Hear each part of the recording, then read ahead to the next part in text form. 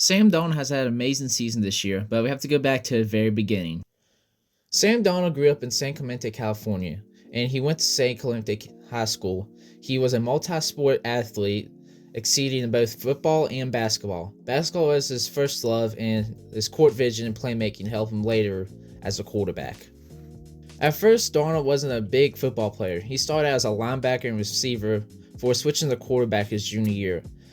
That is when his natural skills and leadership stood out.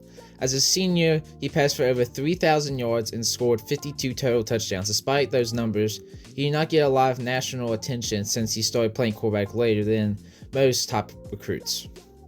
Sam Darnold committed to USC, which has a long history of great quarterbacks. He redshirted his freshman year in 2015, and in 2016 he began as the backup as the team started 1-3, and coach Clay Helton made Darnold the starter, and USC's season turned around very quickly. Sam Darnold's big moment was in the 2016 Rose Bowl against Penn State. He threw for over 400 yards and had 5 passing touchdowns in a thrilling 52-49 win, earning MVP honors. His ability to make plays under pressure put him on the map. He came back in 2017 USC and had a very high expectations. While USC played well, but turnovers became a problem. He threw 13 interceptions that season, but still led the USC as a Pac-12 title and a Cotton Bowl appearance. By the time he left college, he was considered one of the top prospects in the country. And then he was declared for the draft in 2018, and in the 2018 draft, he was selected 3rd overall by the New York Jets, and they said he had a really bright future with the Jets. His rookie year was about as average as a rookie can get. He had a lot of highs and a lot of lows. He showed potential like he did in Week 16 against Green Bay Packers, where he threw over 300 yards and 3 touchdowns, but he also struggled with turnovers, finishing the year with 17 touchdowns and 15 interceptions. Then in 2019, things started well, but Darnold missed games due to injuries and had a few strong games, like a 4-touchdown performance against Washington, but the Jets' lack of talent around him made it hard to succeed as a New York Jet. Then in 2020, everything fell off as the Jets went 2-14 and Darnold's confidence seemed dropped. By the end of the year, it was clear Jets were ready to draft a new quarterback and move on. In that next offseason, the New York Jets would trade Sam Darnold to the Carolina Panthers. And to start the season, he wasn't bad. He started 3-0 as a starter for the Panthers, had a lot of good decision making, but injuries riddled that season. At the end of the year, there was questions if he'll be the starter for the Panthers or not.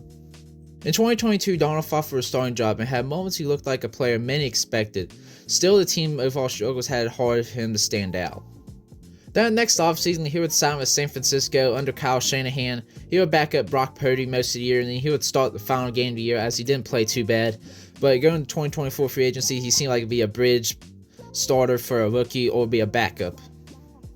And then Minnesota gave him a chance, gave him a 1-year contract to start a little bit for J.J. McCarthy, or there's a good QB competition and let Darnold help J.J. McCarthy if he starts the year. And it didn't look good for Darnold, but looked like there was a little chance as the past year Mayfield had the opportunity he showed, and that people think maybe Sam Darnold could do the same thing in Minnesota if all those weapons he had.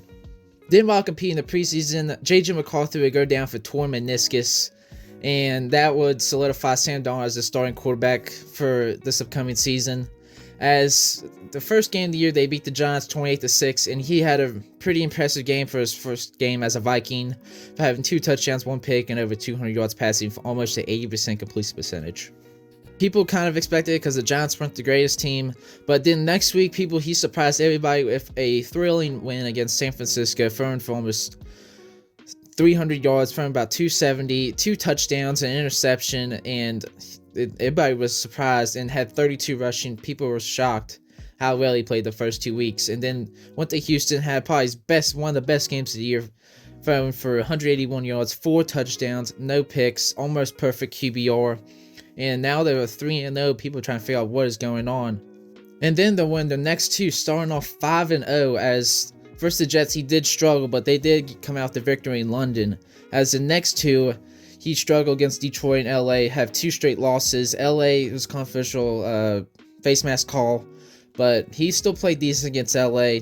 And then the Colts in the next 2 games, he did not. He looked like the old Sam Darnold, like he did at the Jets with all the people, him thinking the ghosts on the field and all that. First in Indy, 3 touchdowns, 2 picks, turnovers came an issue, had almost 300 yards. But then the Jags game scared everybody. They did win the game 12-7. He did for 24 for 38 for 241, but no touchdowns, 3 interceptions, passer rating of 48.2, probably one of the worst of the week. People were wondering what is going on with Sam Darnold. He would bounce back the next 3 games. The next 3 games he threw for 2 touchdowns, no picks. Almost in one game he had over 300 some yards. And then the Atlanta game, people did not expect 5 touchdowns, almost 350 yards passing, 4.4 away from a perfect passer rating. People did not expect it and thought the Vikings might win this division.